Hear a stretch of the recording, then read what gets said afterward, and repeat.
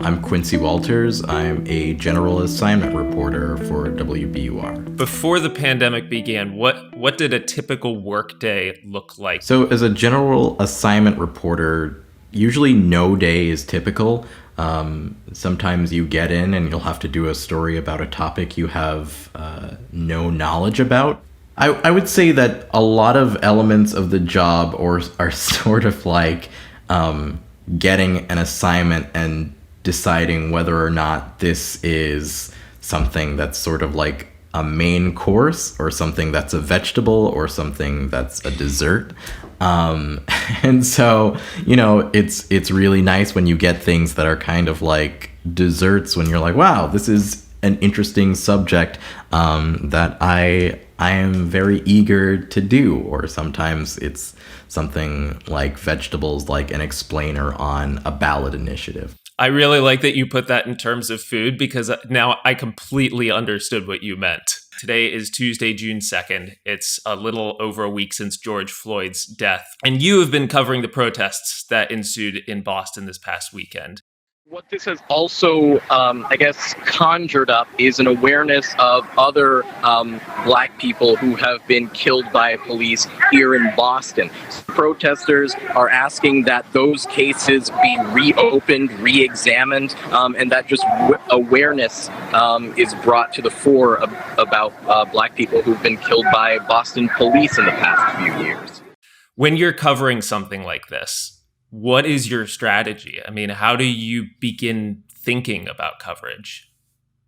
Right. So, when you're covering a protest pre-COVID, the order of operations, for me at least, are the same, where you try to talk to as many people as you can, and you try to get a feel for what the message is. The interesting thing is, despite the horrific circumstances that sort of launched these protests, covering the protests last week felt sort of normal, which it feels so weird to say, that it felt sort of, my job felt like how it felt before the pandemic started.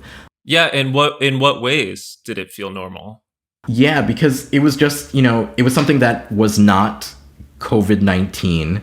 It was sort of like one of the few days since the pandemic started that the pandemic wasn't sort of didn't have a monopoly on the news cycle, I guess, which is also a very weird thing to experience. I mean, it highlights how important these current events are. And so one of the other things that I wanted to ask you about is there have been so many terrifying instances of police interactions with journalists covering these protests and even arresting them when they were only doing their jobs. And this was especially prevalent with Black journalists and other journalists of color.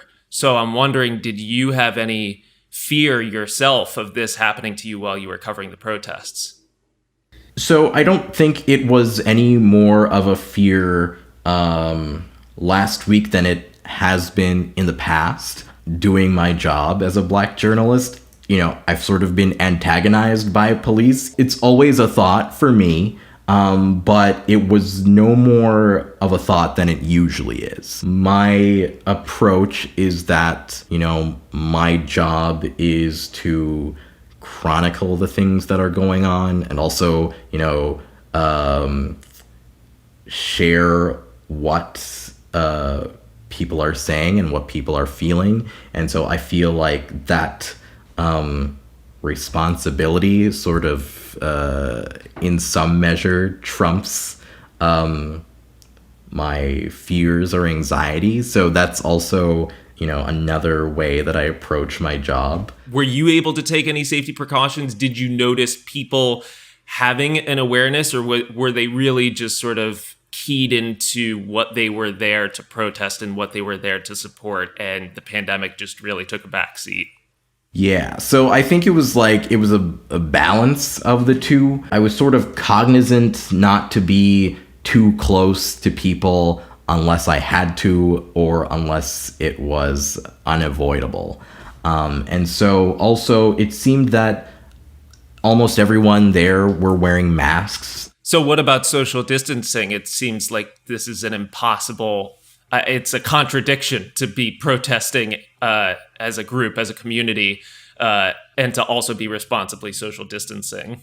Right. And so it's impossible to do it. You can't have a protest and socially distance. And but I think that the thinking, the feeling behind it is that,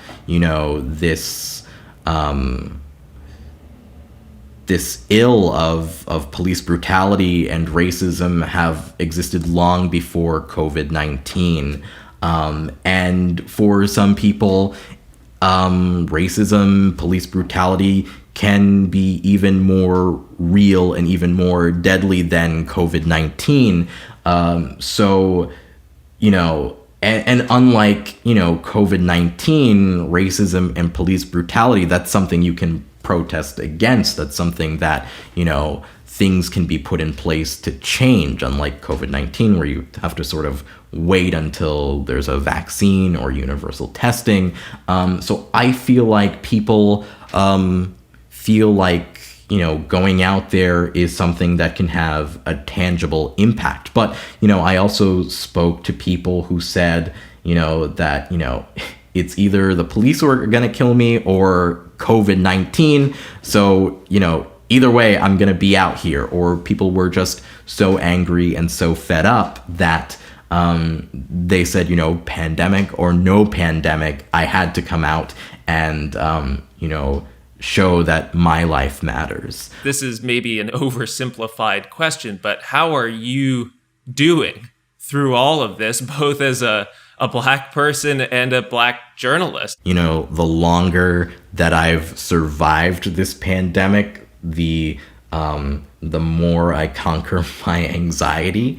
And so I think also by last week, I think my anxiety was low enough to where I sort of felt okay to go out to this protest, but also, knowing what's going on and how important it is, sort of, my feeling of responsibility also took over. Is what you're seeing out in the world right now giving you any sense that, okay, there is some solidarity, there is some sense of understanding, people are starting to learn how to be better to one another? Is that something you've seen out there while you've been covering things? I think just the turnout from the protests alone is something to say that, maybe the tides will turn.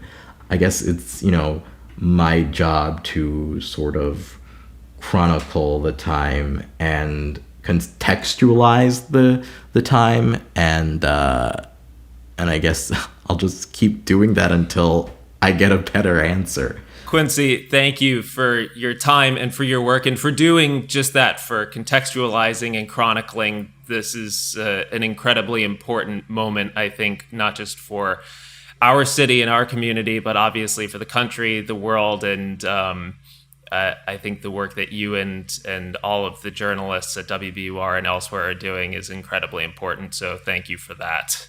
I also just want to take this moment to say that for anybody who is watching this, WBUR is hosting a town hall this coming Thursday on race, justice, police practices in the aftermath of George Floyd's death. And this will be hosted by WBUR senior news correspondent Kimberly Atkins. So you can register for that at wbur.org/events. You can find Quincy's coverage and all of WBUR's coverage at wbur.org, and you can listen to it at 90.9 FM. Thank you, Quincy. Thank you, and farewell. Stay well.